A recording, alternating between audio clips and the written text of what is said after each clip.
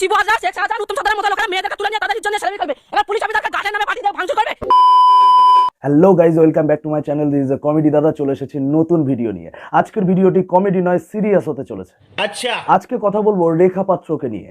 ইনি হলেন সেই মহিলা যে কিন্তু সন্দেশখালীতে প্রথম টিএমসি নেতাদের অপশাসনের বিরুদ্ধে গর্জে উঠেছিলেন এবং লড়াই শুরু করেছিলেন। ঘরটার করে ভেঙে কি করেছে? কালকে মদ খেয়ে এসে পুলিশ আসবে কেন আমার বাড়িতে? কিসের জন্য আসবে? এখানে এখানে যত শিবু হাজার শেখ শাহজাহান উত্তম সদরের মতো লোকেরা মেয়েদেরকে তুলে নিয়ে তাদের ইজ্জত নিয়ে সেলফি করবে, এবার পুলিশ অফিসারকে গাছের নামে পাঠিয়ে দিয়ে ভাঙচুর করবে, এগুলো কেন করেছে? বর্তমানে তিনি এখন বসিরহাট লোকসভার বিজেপির ক্যান্ডিডেট, কিন্তু ভোট হওয়ার আগেই এই গরিব, অশিক্ষিত, নির্যাতিতা, পিছিয়ে পড়া সম্প্রদায়ের মহিলার কাছে টিএমসি হেরে ভূত হয়ে গেল। কেন জানতে হলে এই ভিডিওটা শেষ পর্যন্ত দেখতে হবে। তাহলে চলো বেশি না বকে ভিডিওটা শুরু করা যাক।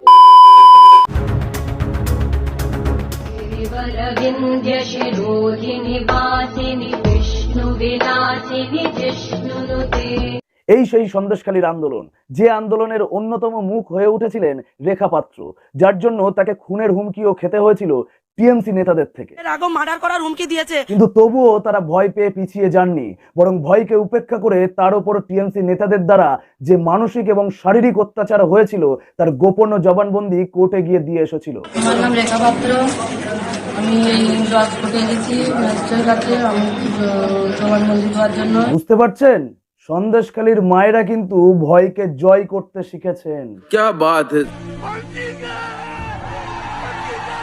সেই জন্য সন্দেশখালীর সকল মায়েদের সাহস এবং লড়াইকে সম্মান জানাতে আমাদের দেশের প্রধানমন্ত্রী মাননীয় নরেন্দ্র মোদীজি সন্দেশখালীর মায়েদের মধ্যে থেকে রেখা পাত্রকে লোকসভার ক্যান্ডিডেট করেন এবং তাকে ফোন করে শক্তি স্বরূপা বলেও সম্বোধন করেন। रेखा जी, संदेश खाली में आपने इतनी बड़ी लड़ाई लड़ी है, आप एक प्रकार से शक्ति स्वरूपा है।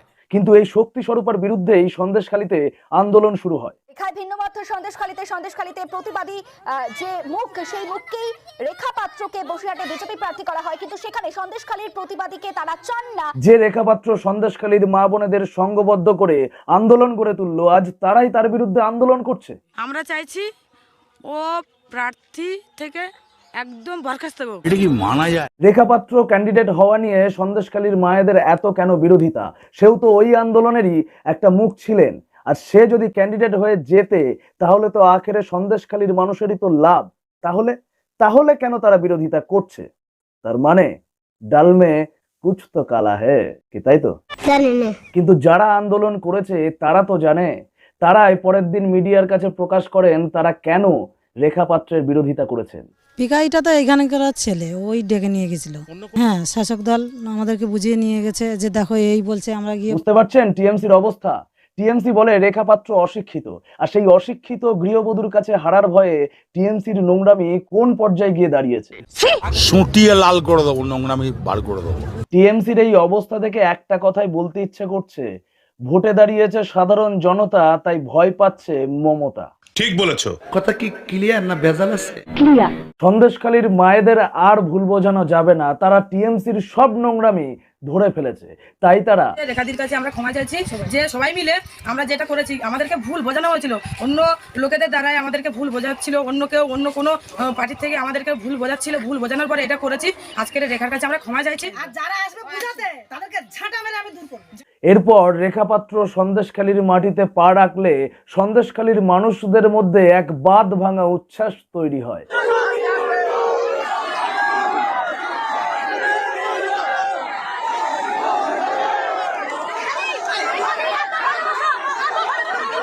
সাথে সাথে বসিরহাটে রেখা পাত্রের সমর্থনে র্যালি জনসমুদ্রে পরিণত হয়।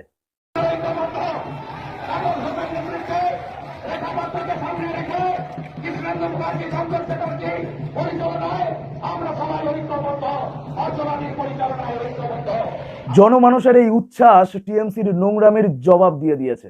ঠিক বলেছো। আর হ্যাঁ, টিএমসির এই নোংরা খেলায় সন্দেশখালীর শক্তি স্বরূপা রেখা পাত্রই কিন্তু জয়লাভ করেছে এবং সাধারণ মানুষ এটাও প্রমাণ করে দিয়েছে যে টিএমসি নোংরামি করে রেখা পাত্রের বিরুদ্ধে সাধারণ মানুষকে খেপিয়ে তোলা যাবে না, ভোটে জেতাও যাবে না, কারণ সাধারণ মানুষ রেখা পাত্রের সাথে আছে। আমরা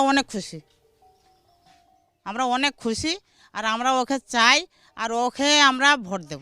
আমরা তো আছি তো নাকি ওর পাশে আমরা আছি। জয় শ্রীরাম, জয় রেখা পাত্র, জয় রেখা পাত্র। আজকের মতো ভিডিওটি এই পর্যন্তই। যদি ভিডিওটি ভালো লেগে থাকে তাহলে লাইক করো, কমেন্ট করো এবং প্রচুর বন্ধুদেরকে শেয়ার করো এবং অবশ্যই আমার চ্যানেলটি সাবস্ক্রাইব করে দাও এবং পাশে থাকা বেল আইকনটি ক্লিক করে দাও, যাতে আমার নতুন নতুন সব ভিডিও সবার আগে তোমাদের কাছে গিয়ে পৌঁছয়। আর হ্যাঁ, যদি আমার এই ভিডিওটি তোমরা ফেসবুক আমার প্রোফাইল অথবা পেজ থেকে কমেডি দাদা থেকে দেখে থাকো তাহলে অবশ্যই ফলো করে দিও, যাতে ওই মাধ্যম থেকেও আমার নতুন নতুন সব ভিডিও সবার আগে তোমাদের কাছে গিয়ে পৌঁছয়। তোমরা খুব ভালো থেকো, সুস্থ থেকো এবং সচেতন থেকো। সচেতন কেন থাকতে বললাম, সামনে ভোট, বুঝতেই পারছো। যাই হোক, দেখা হচ্ছে তোমাদের সাথে পরের ভিডিওতে। আজকের মতো টাটা।